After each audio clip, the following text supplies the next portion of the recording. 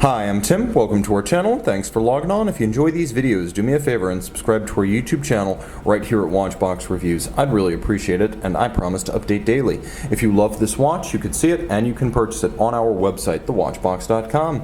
And today we're discussing a lovely Rolex Oyster Perpetual Day-Date, a timepiece that features a mid-9 million serial number, so approximately 1987. This is a true vintage day-date, 36 millimeters in the most traditional of golds, yellow. The timepiece wears easily on my 16 centimeter circumference wrist. Really, the Day-Date is the classic Rolex dress watch, while always part of the Oyster case range and often as rugged as a sports watch due to common case construction and movement architectures.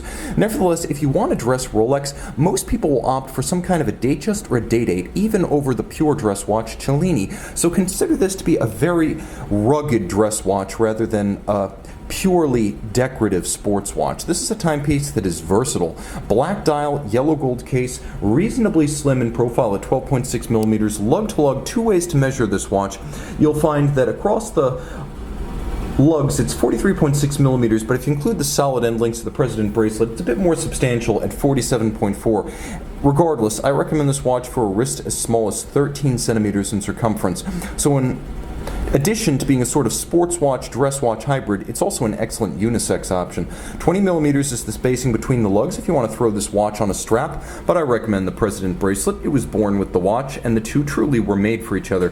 While the Day-Date often is described as the Rolex President, the bracelet truly is named the President. You can see this one has a little bit of play developed over the years. They've always been solid link in the modern era, so you have solid end links and you have solid center links. The play develops not because the gold is diminished, but because the pins between the links begin to thin out and age with time. No threat to structural integrity, it's just a little bit of a charming vintagey thing known as the Rolex rattle. You'll also appreciate the fact that the crown clasp, present and correct, as ever, showing you the demarcation between the two halves via the 5-point Rolex coronet. Internally, it's in excellent condition. It remains quite crisp, and you can see that then as now, removable links in the bracelet for sizing, fixed in place by screws. Jumping back to the case, you can see this one has been refinished a few times, but not excessively refinished. It's been done professionally, maintaining good volume about the lug tips, as well as symmetry from side to side, as well as from end to end. I would consider this watch to be about an 8 out of 10 in condition terms. Jumping to the bezel, you can see that, again, the 8 out of 10 largely obtains.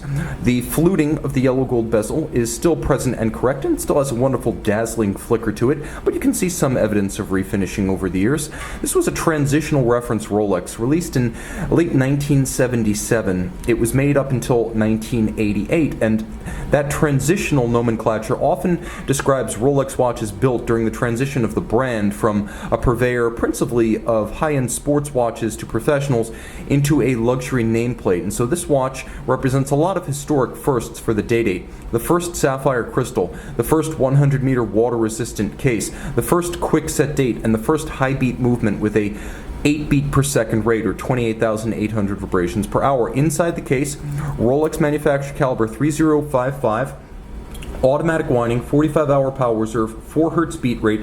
It has a quick set for the date, though not for the day, a stop seconds function, a free sprung balance for toughness against shock, and an overcoil hairspring to help the watch take and hold a 5-position adjustment in pursuit of its receipt of a COSC chronometer certification. All of this water resistant down to 100 meters, thanks to the upgraded Oyster case and crown profile that were introduced with this reference 18038 model generation. A timepiece that's comfortable to wear and handsomely detailed inside and out. For me, the highlight of the watch is the dial. You can see you have the original Open 9, Open 6 gold metallic date disc, gold metallic day disc, and then you have a Rolex service replacement dial, which features gilt-style gold print on a lacquer black base.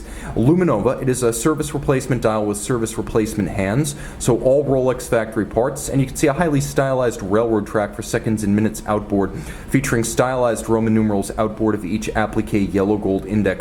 Yellow gold Rolex crown, yellow gold hands, all of the indices are solid gold. This is a handsome and rich 36 millimeter timepiece that is truly versatile. As I said, a unisex option, a vintage watch that can be worn like a modern watch with the sapphire, the high beat, the water resistance, and a timepiece that in a lot of ways offers you a middle path between a pure Rolex sports watch and the more refined and less overtly sporting and durable Cellinis. This is the transitional reference, roughly 1987 9.5 million serial Rolex Oyster Perpetual Day-Date 18038.